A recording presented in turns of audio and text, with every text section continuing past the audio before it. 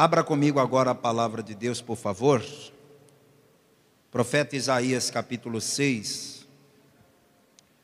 Profeta Isaías, capítulo 6, versículo 8. Pastor, onde fica Isaías? É fácil. Fica antes de Jeremias, claro. Sabe onde fica Jeremias, não? Nem Isaías? Você precisa fazer escola de teologia com a gente, viu? Curso de teologia está de matrículas abertas esse mês de julho. Até o final do mês está de matrículas abertas. O curso é online, gente. Você vai receber as aulas gravadas em vídeo no seu celular, para você assistir a hora que você tiver livre. Você pode assistir de manhãzinha, no horário do almoço, à noite antes de dormir. Às vezes a gente fica ali no Instagram, 1 hora sem perceber.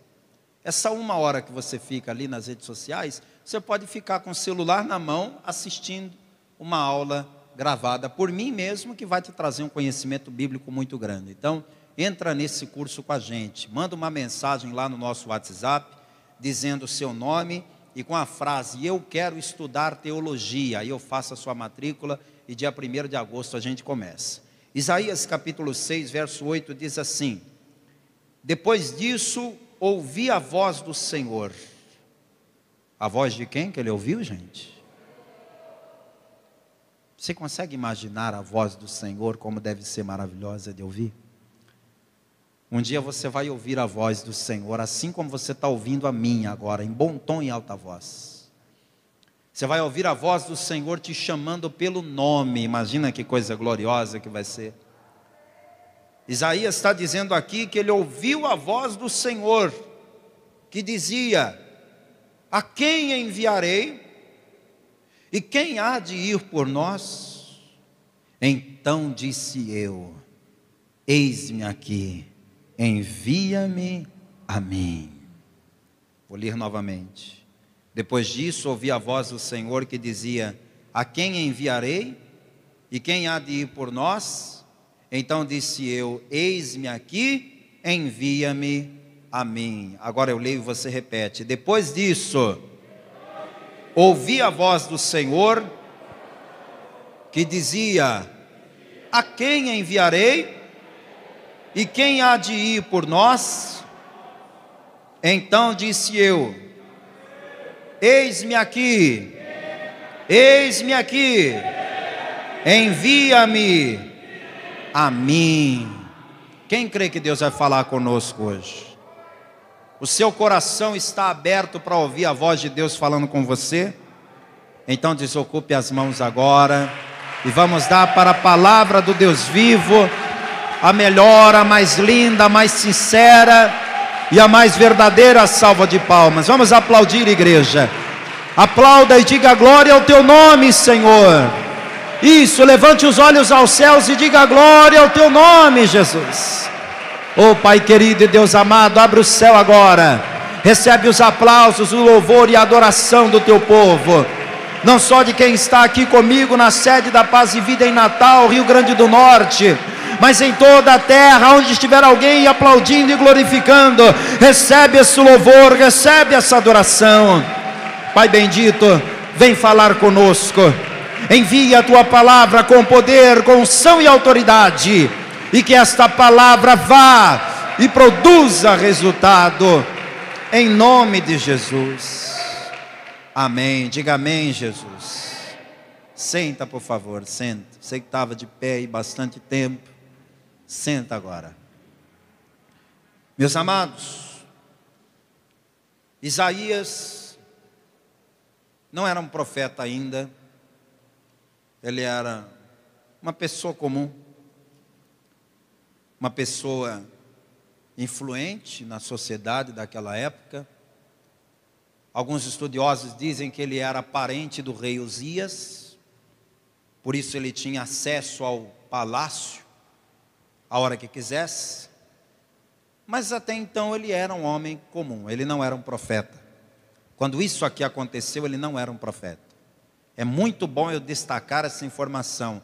Quando isso aqui aconteceu, Isaías ainda não era um profeta, era uma pessoa comum. E ele teve uma visão gloriosa. Já já a gente vai ler a visão que ele teve. Mas no final da sua visão, ele diz que ele ouviu a voz de Deus.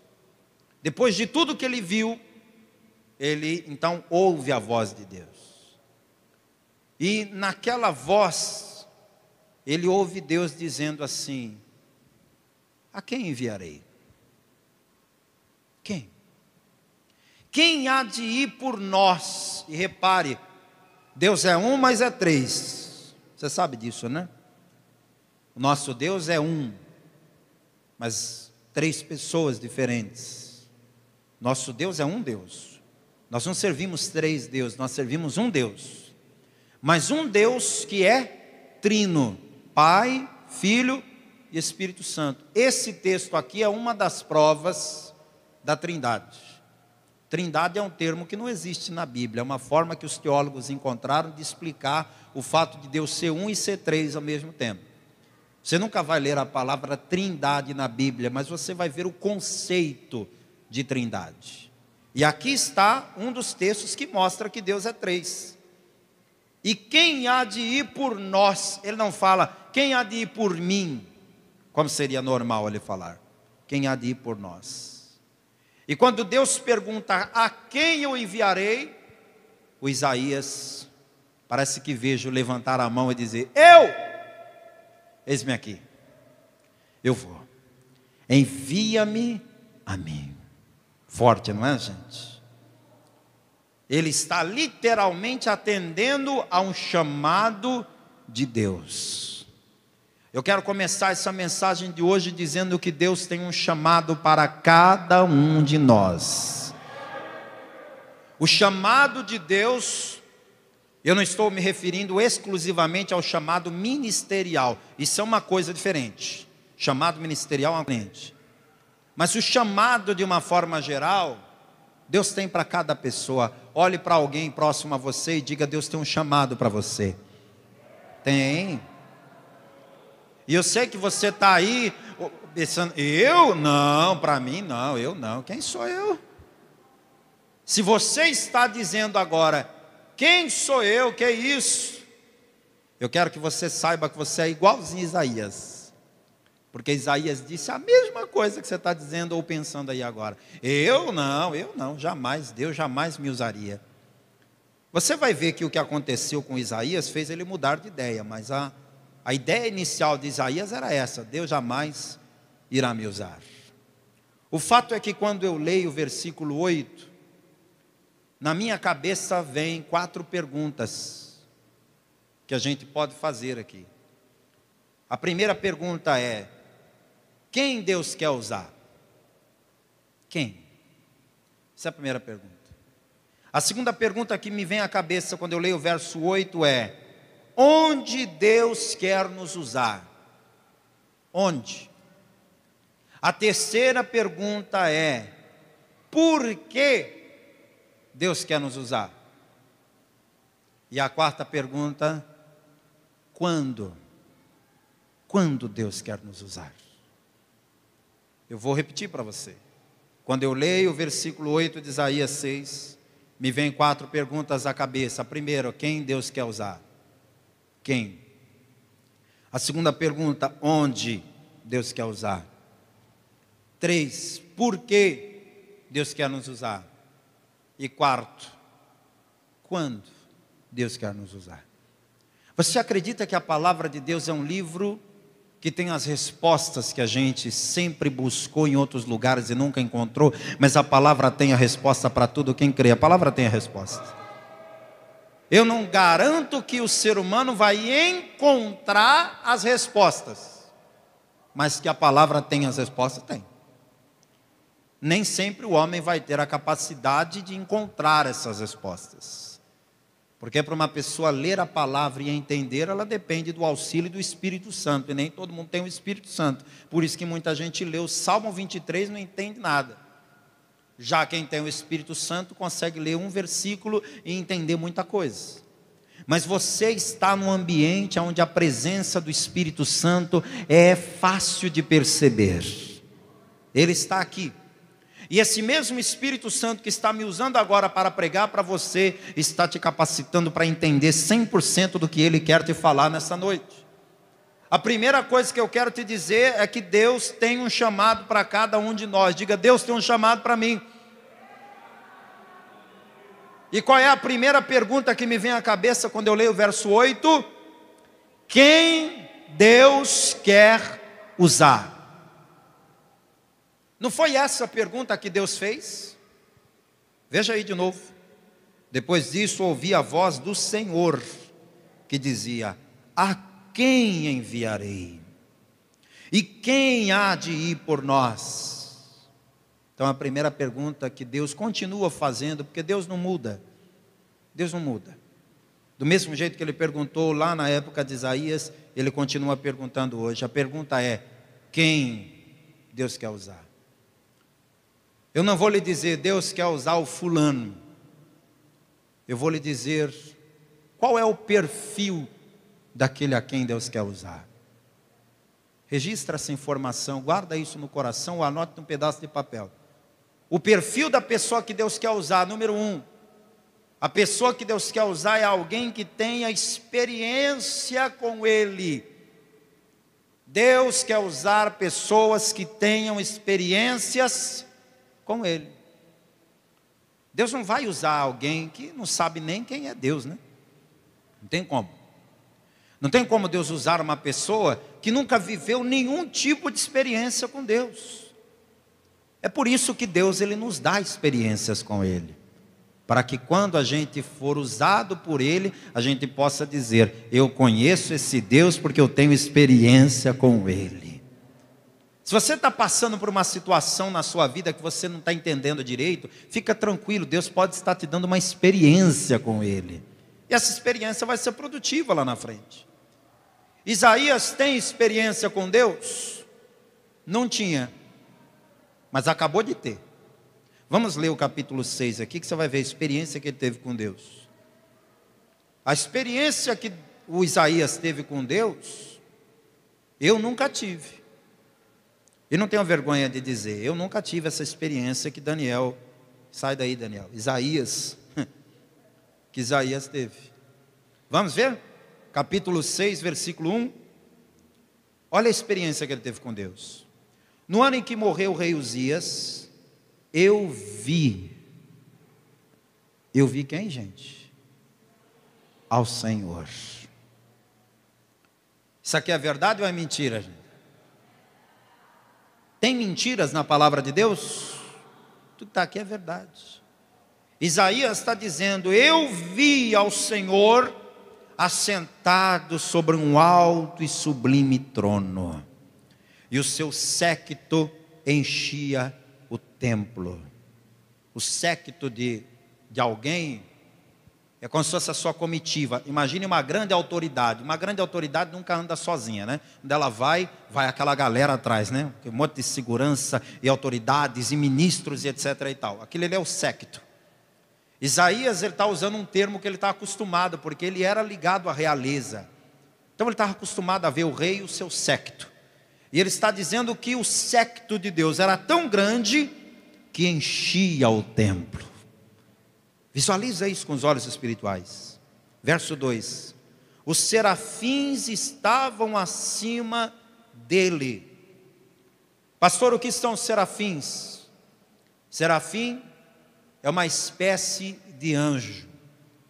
Existem os querubins, que é a classe mais elevada. Existem os anjos, que são a classe mais comum. E existe o serafim. A palavra serafim significa seres que ardem. Os serafins são seres que ardem em chama o tempo todo. Olha como é que ele viu, como é que são os serafins. Você não vai encontrar outro texto da Bíblia dando esse detalhe, não. Os serafins estavam acima dele, cada um tinha 6 asas. Com 2 cobriam o rosto, com 2 cobriam os pés, e com 2 voavam. E clamavam uns para os outros, dizendo: Santo, Santo, Santo é o Senhor dos exércitos, e toda a terra está cheia da sua glória. e os umbrais das portas se moveram com a voz do que clamava, e a casa se encheu de fumaça. Dá para você dar um glória a Deus aí, não? Isso aqui é experiência com Deus ou não é? Ele viu o trono, ele viu o séquito de Deus em volta do trono, ele viu os serafins que cantavam uns para os outros, era um louvor constante, e lá no céu os serafins cantando e dizendo: Santo, Santo, Santo é o Senhor dos exércitos, toda a terra está cheia da sua glória. Isaías disse que à medida que a voz de Deus falava, os umbrais das portas se moviam. Imagina o poder que tem a voz de Deus. Quando ele teve aquela experiência, ele ficou tomado de pavor. Porque o pecador na presença de Deus, ele fica assim, ele fica apavorado. Por quê? Porque ele sabe que está devendo, né? Ele sabe que tem falhas, que tem erros. Olha o que o Isaías disse no verso 5. Estou te lembrando que ele não era profeta ainda, ele era uma pessoa comum. Então disse eu: ai de mim que vou perecendo, porque eu sou um homem de lábios impuros, e habito no meio de um povo de impuros lábios, e os meus olhos viram o Rei, o Senhor dos exércitos. Ele fica apavorado, é como se ele dissesse assim: estou morto, se algum daqueles seres ali que tem 6 asas vierem para cima de mim, vão me queimar todinho. Ai meu Deus, estou morto, e agora, o que vai acontecer? E olha o verso 6, mas um dos serafins voou para mim, trazendo na mão uma brasa viva que tirara do altar com uma tenaz. Quando eu digo para você que no altar tem fogo, eu estou tirando isso da Bíblia. O que o serafim fez? Ele pegou uma brasa viva que foi tirada de onde? Do altar. E com ela tocou a minha boca e disse: eis que isto tocou os teus lábios, e a tua iniquidade foi tirada, e purificado o teu pecado. Vamos aplaudir o Senhor. Que experiência gloriosa, que experiência maravilhosa. Eu oro a Deus para que cada pessoa aqui possa ter experiências com esse Deus. Eu não sei qual é o tipo de experiência que Deus vai te proporcionar, não sei. Deus é quem sabe, Deus é quem decide, mas seja aberto para viver experiências com Deus. A pessoa que Deus quer usar, qual é o perfil de quem Deus quer usar? Em primeiro lugar, é alguém que tem experiência com Deus. Segundo lugar, é alguém que busca relacionamento com Deus. Eu já preguei aqui em outras mensagens que Deus está em busca de relacionamento com o ser humano. Deus não quer ficar sozinho lá no céu e a gente sozinho aqui na terra. Deus quer falar com a gente e ouvir a gente. Deus quer andar com a gente, Deus quer ter relacionamento conosco. A pessoa que Deus quer usar é gente assim, que tem relacionamento com Deus. Importante, a pessoa que Deus quer usar é alguém que ouve a voz de Deus. E será que quando Deus fala, a gente para ouvir? Tem gente que reclama assim: ô Deus, o Senhor não fala comigo. Ei, peraí, será que a história é essa mesmo? Será que é Deus que não está falando com você, ou você que não está parando para ouvir Deus? Um dia, um homem de Deus estava correndo muito no seu trabalho, tinha uma vida muito agitada, cheio de compromissos, mas ele era servo de Deus. O servo de Deus tem problema se ele trabalhar? Tem problema? Não, problema nenhum. Tem problema o servo de Deus ter muitos compromissos? Não, problema nenhum. O problema é quando os teus compromissos e o teu trabalho não te deixam tempo para Deus. Aí é problema. E esse servo de Deus que estava correndo muito, cheio de compromissos, um dia estava fazendo uma viagem. A viagem que ele estava fazendo era de trem. Trem mesmo, estou falando de metrô não, estou falando de trem. Aqueles trens, aquelas locomotivas que cortavam estradas longas. Não sei se você já fez uma viagem assim. Hoje em dia, viagens assim são só de turismo mesmo. Mas antigamente essas ferrovias eram uma opção. E esse homem de Deus estava nessa viagem de trem. E o que aconteceu? quando o trem estava no meio da ferrovia, lá no alto de uma montanha, perto de um penhasco, quebrou. O trem quebrou. E quando os operadores daquela locomotiva perceberam que o trem estava quebrado, acionaram o conserto, só que o trem estava num local muito distante, inacessível. Um local tão ruim que os passageiros não poderiam descer do trem para esticar as pernas, para respirar um ar puro, ou para simplesmente sentar numa pedra ali no chão e esperar. Aquele maquinista deu a informação de que enquanto o trem não fosse consertado, todos deveriam permanecer dentro da locomotiva, parados, esperando. Sabe? Chato, né? Você consegue se imaginar numa situação dessa? Esse homem de Deus começou a orar. Ele começou a dizer: ô Senhor, poxa vida, eu orei antes de sair de casa, para o Senhor abençoar minha viagem. Estou cheio de compromisso, cheio de coisa para fazer. Como que o Senhor me permite que isso aconteça comigo? E aí ele sentiu o Espírito Santo de Deus falando com ele assim: rapaz, eu estou tentando falar contigo já tem tanto tempo, que não teve outro jeito, eu tive que quebrar o trem para fazer você parar para me ouvir. Imagina. Deus respondeu para ele: eu tive que quebrar esse trem no meio do nada, para fazer você ficar quieto aqui, parado, e ouvir o que eu tenho para te dizer. Deus quer usar quem?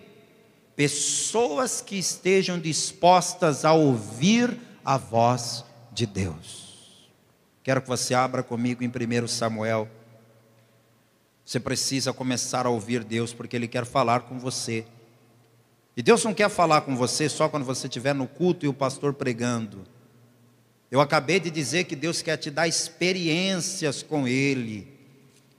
E quem sabe uma dessas experiências que Deus quer te dar não vai ser mais ou menos assim. 1 Samuel capítulo 3, versículo 10. Então veio o Senhor e ali esteve, e chamou como das outras vezes: Samuel, Samuel. E disse Samuel: fala, porque o teu servo ouve. E disse o Senhor a Samuel: eis aqui vou eu a fazer uma coisa em Israel, a qual todo que ouvir lhe tinirão ambas as orelhas. E por aí vai, você vai continuar lendo em casa, você vai ver que Deus revelou coisas profundas a esse jovem. Era praticamente uma criança ainda, Samuel.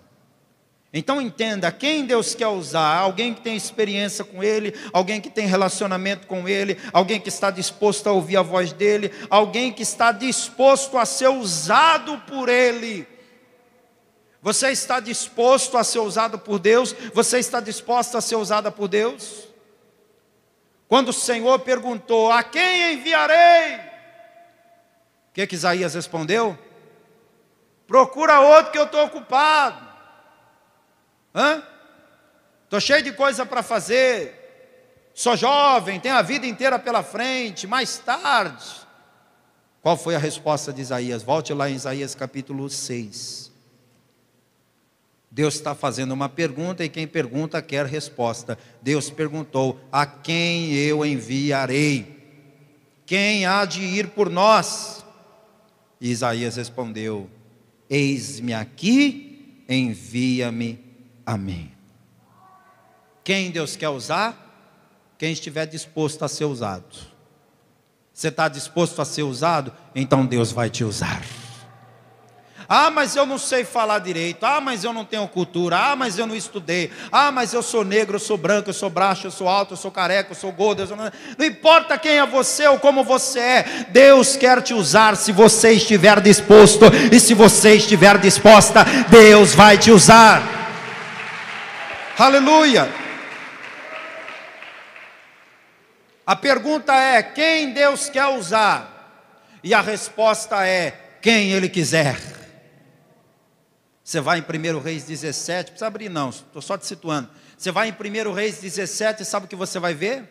Deus usar um corvo para alimentar um profeta no meio do deserto.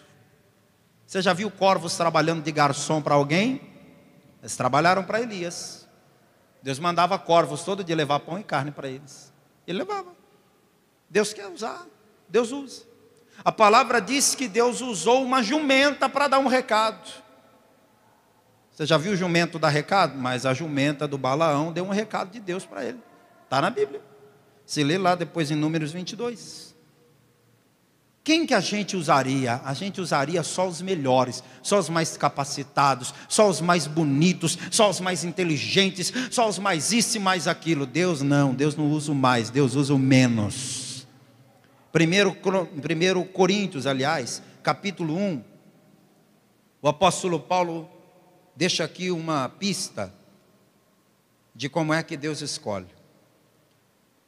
Versículo 27, 1 Coríntios 1, 27. Mas Deus escolheu as coisas loucas deste mundo para confundir as sábias. E Deus escolheu as coisas fracas deste mundo para confundir as fortes. E Deus escolheu as coisas vis deste mundo, e as desprezíveis, e as que não são, para aniquilar as que são, para que nenhuma carne se glorie perante Ele. Deus usa quem Ele quiser. E Deus quer usar você. Deus quer usar a mim. Responda para Jesus, responda, levante a sua mão direita e diga: eis-me aqui, Senhor. Diga: usa-me a mim. Diga: envia-me a mim. É você que Ele quer. Quando eu leio Isaías 6, 8, me vem 4 perguntas. A primeira eu já respondi: quem Deus quer usar? A segunda pergunta é: onde? Onde Deus quer nos usar? Essa aí é uma pergunta que eu não sei responder objetivamente. Por exemplo, agora eu sei que Deus quer me usar aqui, nessa cidade, nesse estado. Se você me perguntar onde Deus quer me usar no ano que vem, aí eu já não tenho certeza não. Se você me perguntar daqui 2 meses, 3 meses, 5 meses, 2 anos, não faço ideia. Onde Deus quer me usar? Não sei. Onde Deus quer te usar? Não sei. O que eu sei é que a palavra de Deus diz em Atos capítulo 1, verso 8.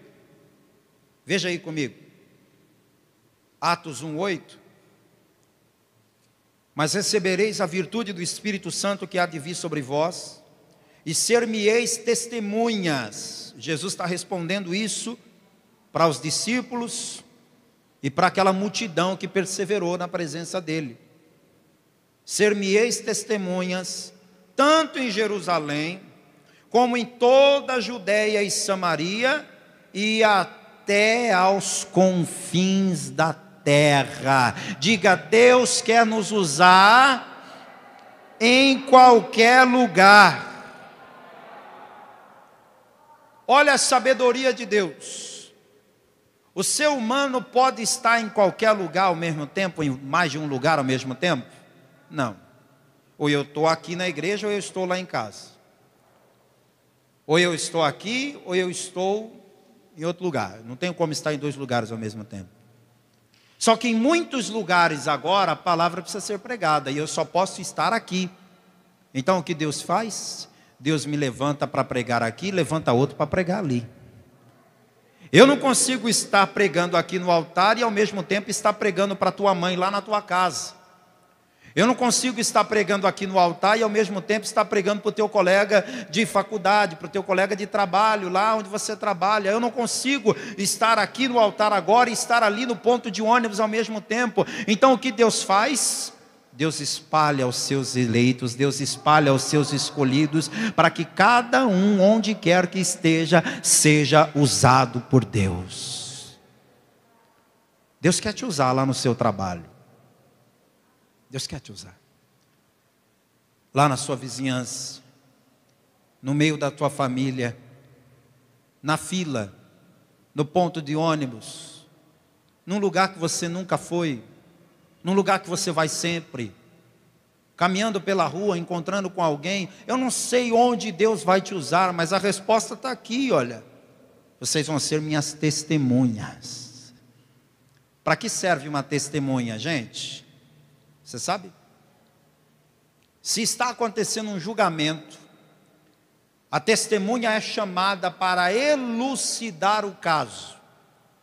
O juiz autoriza que o advogado ou o promotor chame a testemunha. Aí o advogado diz: eu quero chamar aqui a testemunha que acompanhou o que aconteceu. Aí a testemunha entra. E o que a testemunha faz? Ela fala. Diga: testemunha que não fala não serve para nada. A testemunha entra lá e o juiz fala: vocês têm que falar a verdade, hein? Pois não, vou falar. O que você viu? Ah, eu vi. Aconteceu assim, assim, assim. Eu ouvi, eu estava lá, eu testemunhei, eu acompanhei. Você foi escolhido para ser uma testemunha de Jesus Cristo. O que é que Deus quer? Deus quer que simplesmente você fale a obra que Ele fez e está fazendo na sua vida. Afinal de contas, você tem sido testemunha da transformação que o Espírito Santo tem feito em sua vida. Você sabe de onde Deus te tirou. Você sabe quem era você. Você sabe como estava a sua vida. E você está vendo como a tua vida está agora, e como está ficando, e como vai ficar. Você já tem uma ideia. O que Deus quer? Que você comece a testemunhar.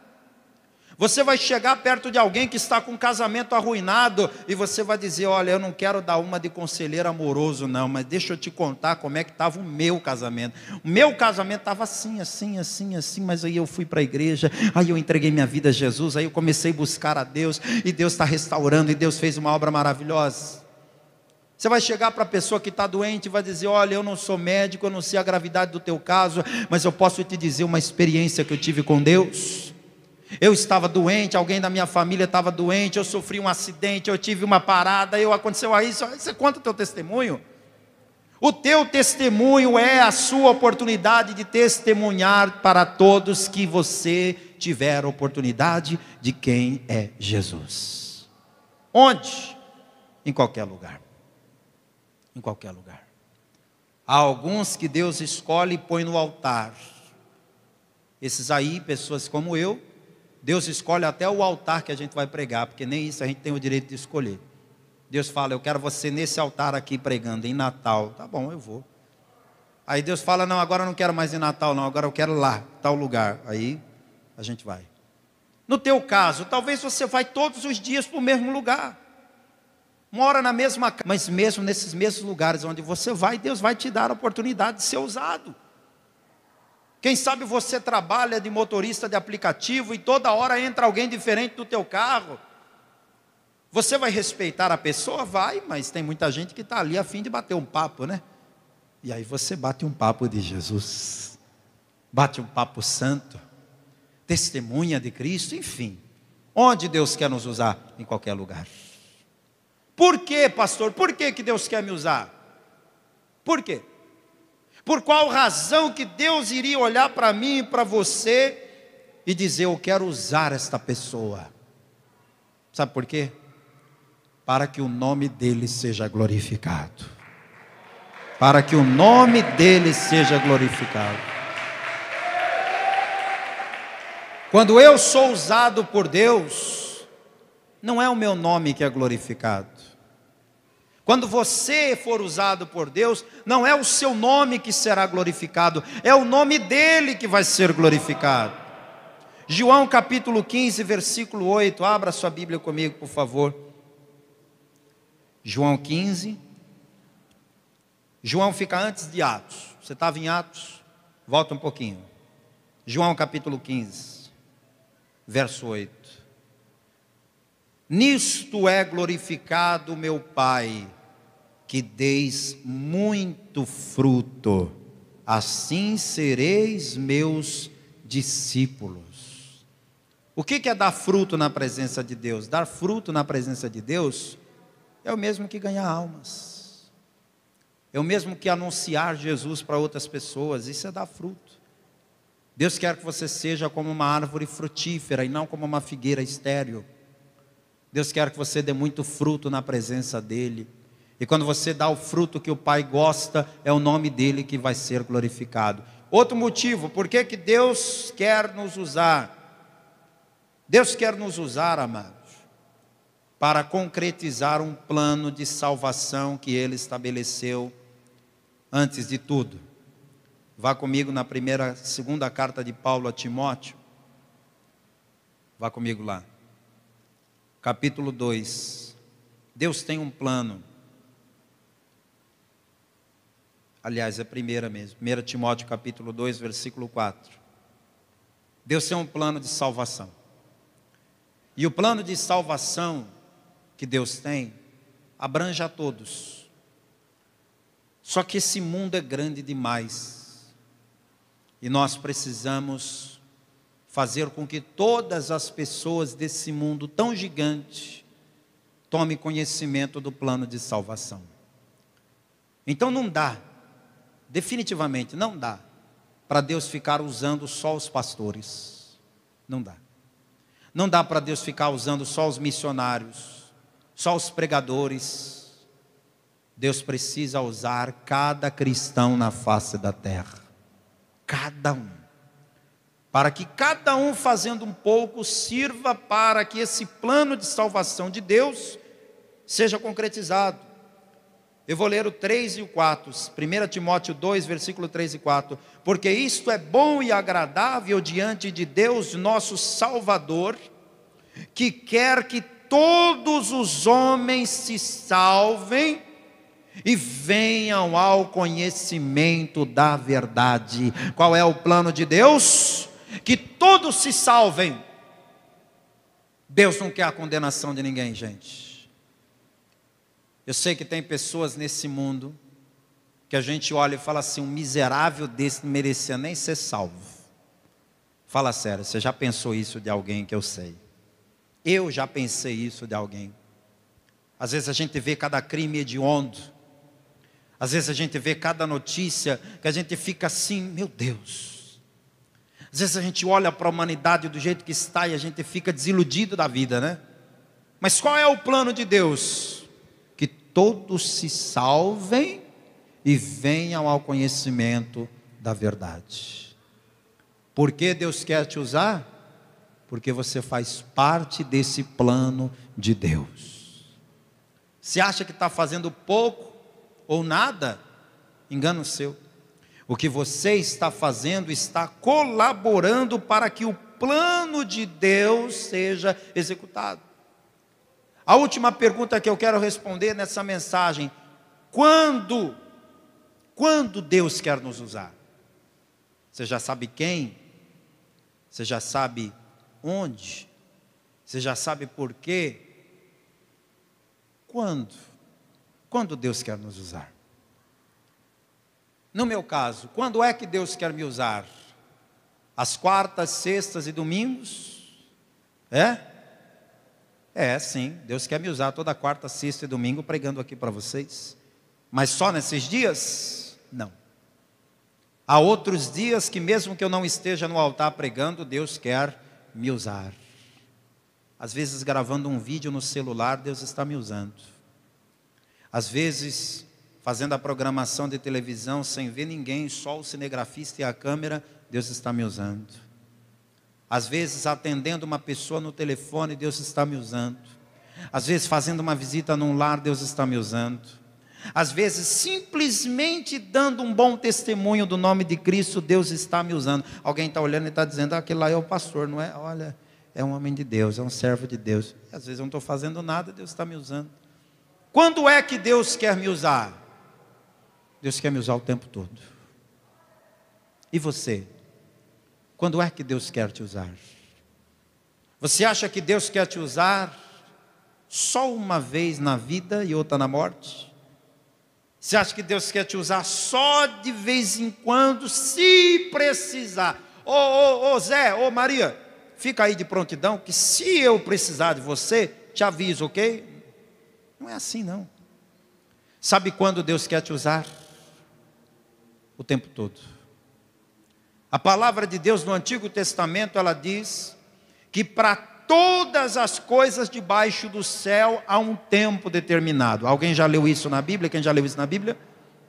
Eclesiastes 3 diz que para tudo há um tempo determinado. Isso no Antigo Testamento. Para tudo tem um tempo. Só que no Novo Testamento a gente tem uma informação diferente. A gente tem a informação de que para pregar o Evangelho, abre um parêntese aí, há tempo para tudo, abre parênteses, mas para pregar o Evangelho, todo tempo é tempo. Vou repetir isso. Para tudo nessa vida tem um tempo, mas para pregar o Evangelho, todo tempo é tempo. Olha o que Paulo disse para Timóteo. Você sabe que Paulo treinou Timóteo para ser um grande ganhador de almas, assim como ele foi.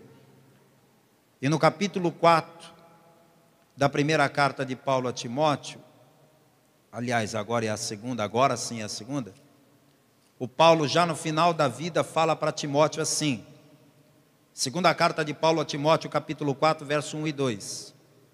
Conjuro-te, pois, diante de Deus e do Senhor Jesus Cristo, que há de julgar os vivos e os mortos na sua vinda no seu reino, que pregues a palavra. Pregues o que, minha gente? A palavra. Você entendeu o que o Paulo está pedindo aqui, pelo amor de Deus? Quando ele diz, conjuro-te, pois, diante de Deus e do nosso Senhor Jesus Cristo, que há de julgar os vivos e mortos na sua vinda e no seu reino. É o mesmo que dizer, Timóteo, pelo amor de Deus, prega a palavra. Se Paulo pudesse voltar no tempo e viver nessa época, e ele fosse convidado para dar uma palestra para os pregadores do século 21, ele iria olhar para todos os pregadores do século 21 e ia dizer, pelo amor de Deus, preguem a palavra.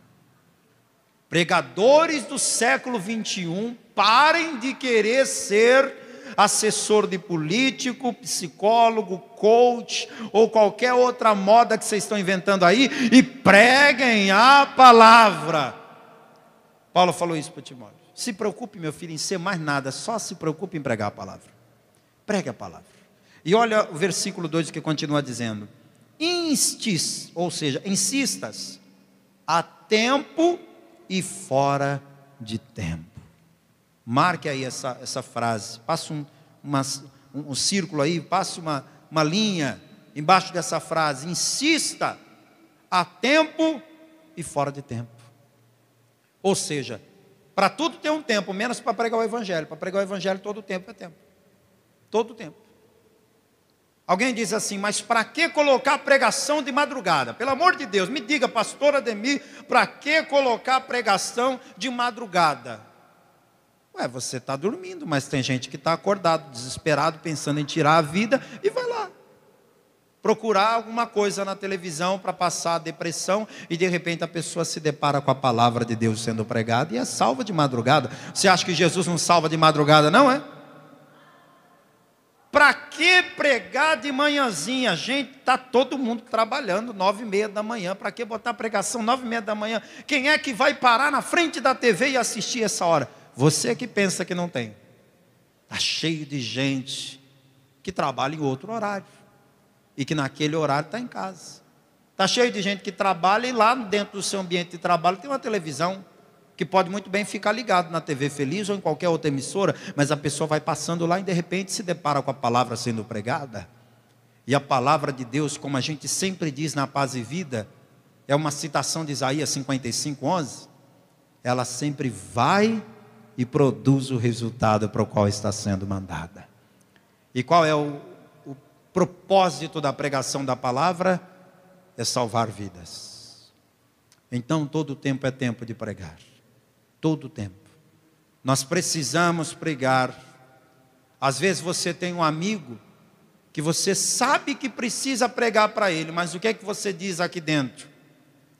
Não é tempo ainda de eu falar de Jesus para ele, não. Não é tempo, não. Porque se eu for falar de Jesus para ele agora, ele me conhece há pouco tempo, ele não vai me dar bola, ele não vai acreditar, ele não vai desprezar. Não está na hora, não. Tome cuidado, viu? Às vezes Deus te colocou no caminho daquela pessoa para que ela ouça a palavra e aquela pode ser a última oportunidade daquela vida ser salva. Quem está entendendo a gravidade disso, levanta a mão. Você está entendendo a gravidade disso? Você parou para pensar que aquela pessoa que está sedenta, ela vê em você uma fonte jorrando, e você não pode simplesmente tampar a fonte, você tem que deixar jorrar a fonte da água viva, você tem que deixar o Espírito Santo colocar as palavras na sua boca e vai falando. Ah, mas não era hora de falar. E quem foi que disse para você que tem hora certa para pregar o Evangelho? A hora que você lançar a semente, ela vai produzir. E olha o que Jesus disse, eu vou ler isso aqui para terminar. João capítulo 4, versículo 35. Enquanto a gente acha que as pessoas não estão nem aí para Deus, que as pessoas não querem saber de buscar a Deus, olha o que Jesus disse. João 4, 35. Não dizeis vós que ainda há 4 meses até que venha a ceifa? Eis que eu vos digo, levantai os vossos olhos e vede as terras que já estão brancas para a ceifa. Vou falar numa linguagem que você entenda. Jesus olhou para as pessoas naquela época, Jesus entendia de agricultura o suficiente para dizer, a colheita vai ser em tal época, não é? Vocês dizem que a colheita vai ser daqui 4 meses, não é? Eu, porém, vos digo, levantem os olhos e vejam que a colheita já está pronta. As pessoas não entenderam nada quando ouviram isso aqui. Como assim? Que colheita está pronta? Que colheita? A colheita daqui 4 meses? De que ele está falando? Jesus está falando de coisas espirituais, amados. A colheita de Deus já está pronta para acontecer. A qualquer momento a trombeta pode tocar e Jesus vai fazer a maior colheita que já existiu nesse mundo. É quando Ele vai recolher os seus eleitos, os seus escolhidos, para estar com Ele na glória. Maranata! Ora vem, Senhor Jesus. Fica de pé no seu lugar, por favor. Quem Deus quer usar, pastor? Deus quer usar aqueles que têm o Espírito Santo. Eu não posso esconder essa verdade de você. O que me faz ser apto para ser usado é a presença do Espírito Santo. Põe na tela aí, por favor, Atos 1:8. Eu li Atos 1:8 durante a mensagem, mas talvez você não pegou esse detalhe. Atos capítulo 1, verso 8. Mas recebereis a virtude de quem? Do Espírito Santo, que há de vir sobre vós. Quando Jesus disse isso, quando ele disse isso, o Espírito Santo não tinha sido derramado. Então ele falou, vocês vão receber primeiro a virtude do Espírito Santo que há de vir sobre vós. Continue aí. E ser-me-eis testemunhas, tanto em Jerusalém como toda a Judéia e Samaria, até os confins da terra. Em outras palavras, vocês vão receber o poder do Espírito Santo. E depois que vocês receberem o poder do Espírito Santo, ninguém mais vai segurar vocês. Eu gosto de ler esse texto e me lembrar que o original grego, onde está escrito virtude, põe aí na tela, lá ó, onde está escrito virtude, no início do versículo, mas recebereis a virtude. O início do versículo, põe aí, volta aí para mim. Onde está escrito virtude? No original grego, está escrito a palavra dunamis, ou dinamis.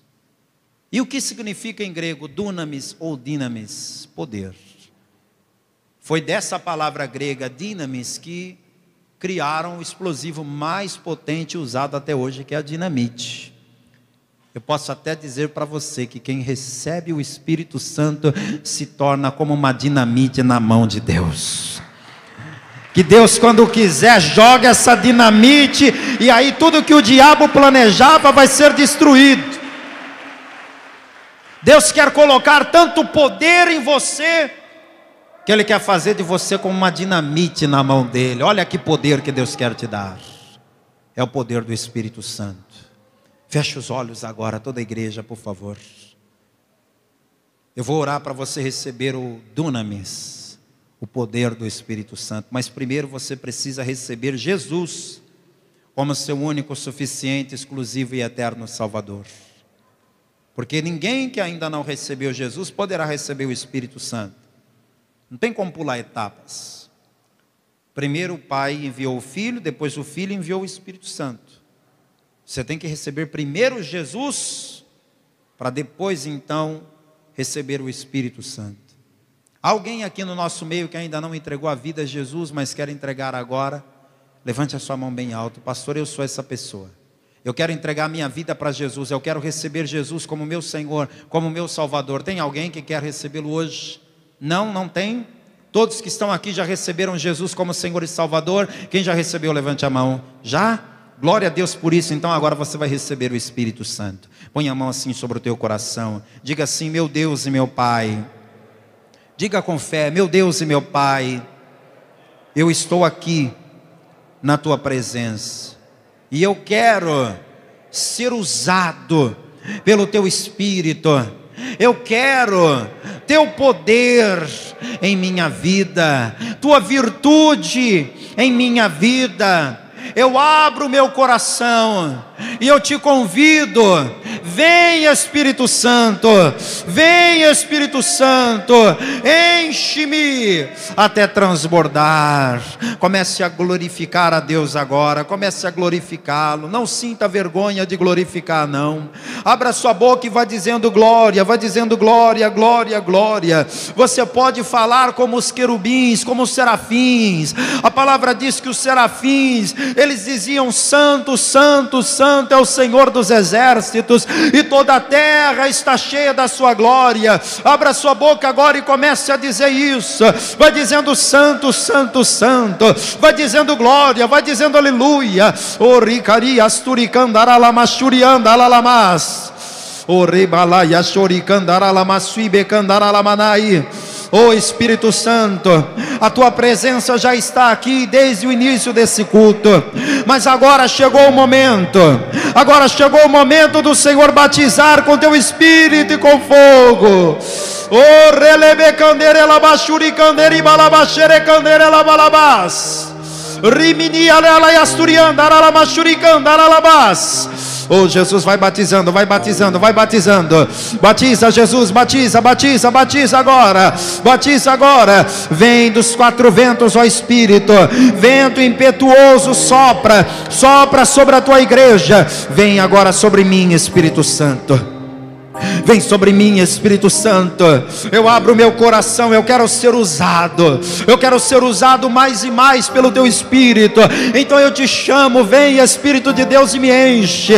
Enche cada pastor que está aqui, enche cada obreiro, cada diácono, enche cada membro desta igreja, enche cada pessoa que nunca veio aqui, mas está agora aqui pela primeira vez ou a mais vezes, não importa. Enche esta pessoa da tua presença. Meu Deus, o Senhor vai usar aqueles que têm experiência contigo. Eu quero que esta pessoa tenha agora uma experiência, a experiência de falar em outras línguas. Eu quero que esta pessoa tenha uma experiência agora, a experiência de sentir o fogo do Espírito Santo percorrendo o seu corpo. Oh glória, deixa fluir igreja, deixa fluir do seu interior rio de água viva, deixa jorrar essa fonte inesgotável. Oh yarala machuri canderi mani asturianda alalabalabas ralamana yashere candorobi andara la machuri candere biana yasturi canderi michi alabas. Aí Jesus vai renovando.